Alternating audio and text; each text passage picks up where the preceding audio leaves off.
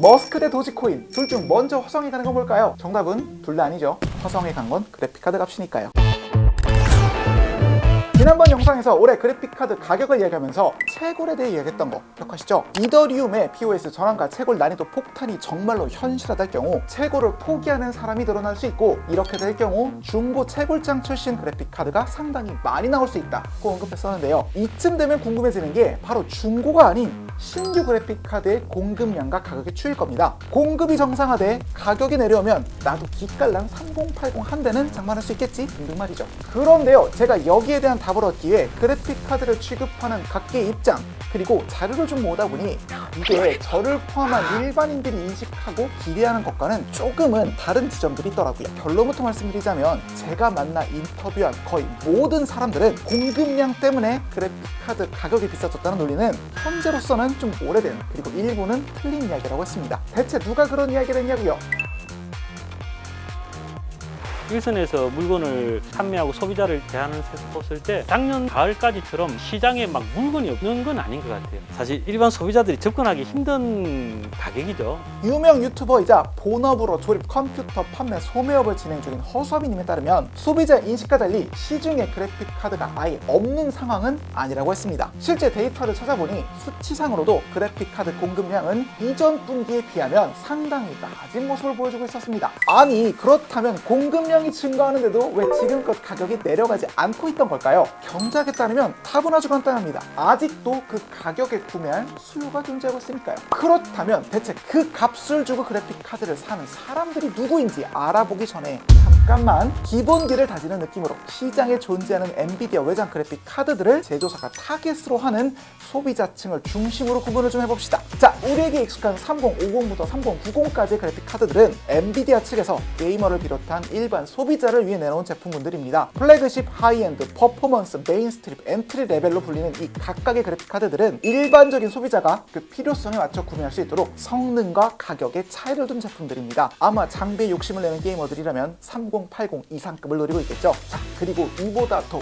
위로 가게 되면 소위 기업용, 연구용 제품들이 나옵니다. 쿼드론이 테슬라니 하면서 게임보다는 연산에 특화된 비싸고 강력한 전문가용 제품군들이 등장하게 되는 거죠. 특히 최근 몇 년간 머신러닝이나 AI 데이터 분석에 있어 서버당 한두 대의 CPU보다는 여러 대의 GPU를 이용하는 것이 대세가 되면서 기업과 연구실에서 여러 개의 그래픽 카드를 꽂은 소위 GPU 서버를 구축하고자 하는 수요는 꾸준히 늘어나고 있는데요. 여기서 강조하고 싶은 건 이런 학계 기업 쪽의 열풍을 게이머가 굳이 신경 쓸 필요는 없었을 정도로 이 두 제품군은 원래 철저히 구분됐던 시장이라는 점입니다. 서버 사용자가 게이머용 그래픽 카드를 사용한다던가 게이머가 서버용 제품을 구매하는 일은 발생하지 않았다는 거죠. 그런데 짜잔, 세상에 절대란 건 없군요.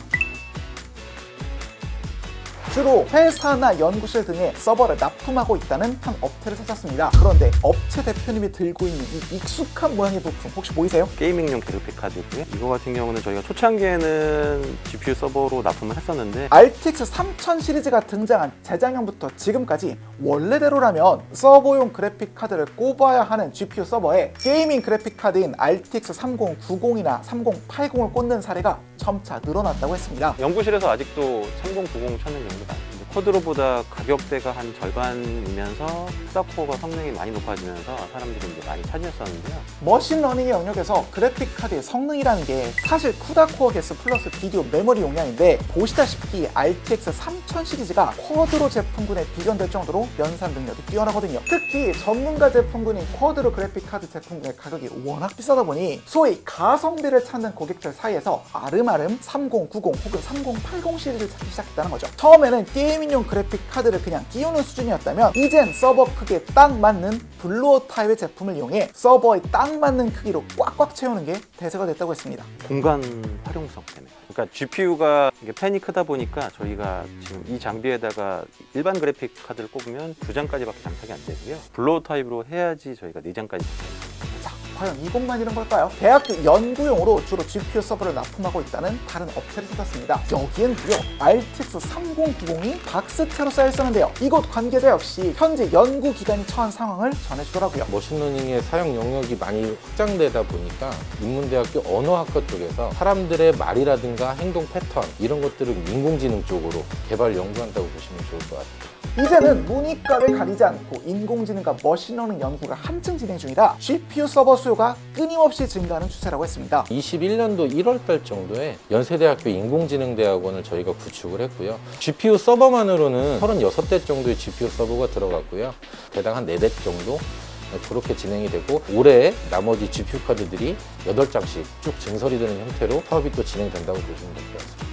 이쯤에서 흥미로운 건 3080에서 90 시리즈의 수급이 워낙 딸리다 보니 프로젝트 시한이 급한 연구기관의 경우엔 비싸도 쿼드로 시리즈를, 시한보다는 비용이 급한 기관의 경우엔 조금 더 기다리더라도 RTX 3000 시리즈를 선택하는 식으로 고객의 패턴이 나뉜다는 거죠. 테슬라 계열인 대략 한 2주 정도 딜리버리가 필요한 상황이고요. RTX 3090 같은 경우가 수급이 상당히 어렵고 발주 시점으로 기준을 못 잡으면 2달에서 3달 정도 기다리시는 리드타임이 존재한다고 보여집니다. 특히 서버 한 대 8장에서 12장 정도의 그래픽카드가 들어갈 수 있다 보니 일단은 급한 대로 한두 장의 그래픽카드만 꽂은 채 작업을 진행하다 연말 남은 예산을 털어 RTX 3000 시리즈를 대량으로 구매하는 것도 생겨났다고 하는데요. 그 예산들을 보통 소진을 하셔야 되는 입장이다 보니까 좀 연말에 GPU 카드 자체 수급을 좀 많이 하는 편이라고 보시면 될 것 같아요. 이러다 보니 최근까지도 3090 혹은 3080에 대한 공급량은 상당히 부족한 상황이라고 합니다. 잠깐만 옆길로 세자면 작년 이야기를 하는데 이렇게 혼란에 빠진 그래픽카드 시장에 불을 붙인 건 또 채굴러들이라고 합니다. 작년 채굴러들로부터 게이밍 그래픽카드 물량을 보호하겠다며 엔비디아 측에서 채굴을 할 수 없게끔 그래픽카드에 락을 걸어뒀던 거 기억하시죠? 락이 걸린 그래픽카드로는 채굴 성능이 원하는 만큼 나오지 않게 되자 채굴러들은 기존의 RTX 그래픽카드와 비슷하면서도 락은 걸리지 않은 제품을 찾기 시작했다는데요. 그렇습니다. 쿼드로 시리즈의 제품들은 채굴 락이 걸리지 않았기에 일부 채굴러들은 이들을 채굴장으로 끌고 갔고 쿼드로 시리즈의 가격은 더욱 치솟게 됐다 합니다. 채굴 이슈 등으로 인해서 그래픽카드가 이제 가격이 2배 이상 오르니까 쿼드로 시리즈하고 RTX 시리즈하고 금액적인 차이가 별로 없어지니까요. 요즘에는 A 시리즈도 많이 나가고 RTX 시리즈도 같이 찾고 있습니다.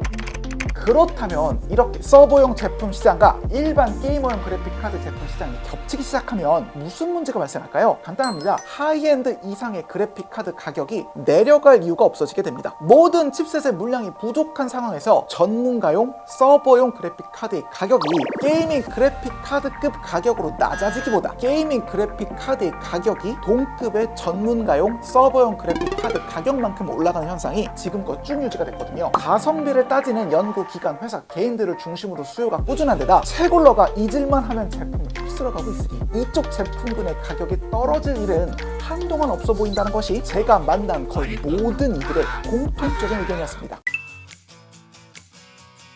그래도 희망찬 이야기를 안 할 순 없겠죠. 엔비디아와 AMD가 이번 달에 엔트리급 그래픽카드 제품군을 연달아 내놓을 것이란 건 희망찬 소식입니다. 외신과 루머에 의하면 3050의 초기 물량은 꽤나 많을 것이라 예상된다는 점도 라이트 유저들에겐 기분 좋은 소식이라 할 수 있겠네요. 엔트리 레벨을 넘어 퍼포먼스 레벨급 그래픽카드 시장에 있어 기대가 되는 플레이어는 인텔입니다. 23년 만에 외장 그래픽카드 시장에 진입한 데다 정조준한 대상 중 하나가 RTX 3070 제품군인 만큼 어쩐지 기대가 되면서도 저는 여전히 이 말에 좀 목이 걸립니다. 사람들이 그때 많이 좀 실망을 했죠. 인텔이 너무 그렇게 채굴 친화적인 발언을 해버렸기 때문에 인텔이 정말 개인 사용자들을 위해서 그걸 나온 게 맞을까? 새로운 그룹의 그래픽카드가 나온다는 것은 굉장히 판매자 입장에서 좀 반가운 이야기긴 하지만 얘가 엔비디아의 수요를 가져가주면서 가격 해소에 좀 적극적인 역할을 할 수 있을지는 조금 힘들다, 회의적으로 보고 있습니다. 굳이 상상하고 싶지는 않지만 이더리움 POS 전환이나 난이도 폭탄이 또다시 연기되고 그래서 채굴 열풍이 지속된다면 신형 인텔 그래픽카드 역시 유니콘 같은 존재가 될 가능성은 배제할 수 없겠습니다. 상황을 정리해보면 아무리 좀 좋게 봐도 이게 뭐랄까 좀 찜찜한 게 사실입니다. 보세요. 3050에서 3070 사이 제품군들 사이에선 물량이 늘어나고 경쟁이 치열해진대요. 당연히 이쪽 레벨에선 가격 하락을 예측할 수 있습니다만 3080 이상급 제품군들, 그러니까 하이엔드 이상급 제품군들은 서버용 제품군 그리고 혹시 모를 채굴 수요와 겹쳐 가격이 내려올 여지는 많지 않대요. 결국 외장 그래픽 시장에서 제품 간 가격 편차가 심해지면서 하드한 게이머나 그래픽 디자이너처럼 높은 사양의 그래픽 카드가 반드시 필요한 사람들 입장에선 이게 그닥 좋은 뉴스는 아니랄 수 있습니다. 그래도 모쪼록 아직은 1월인 만큼 우리 모두 희망을 잃지 말자는 진부한 메시지와 함께 영상을 마쳐야겠죠? 여러분 모두 힘내봅시다. 좋은 끝. 한번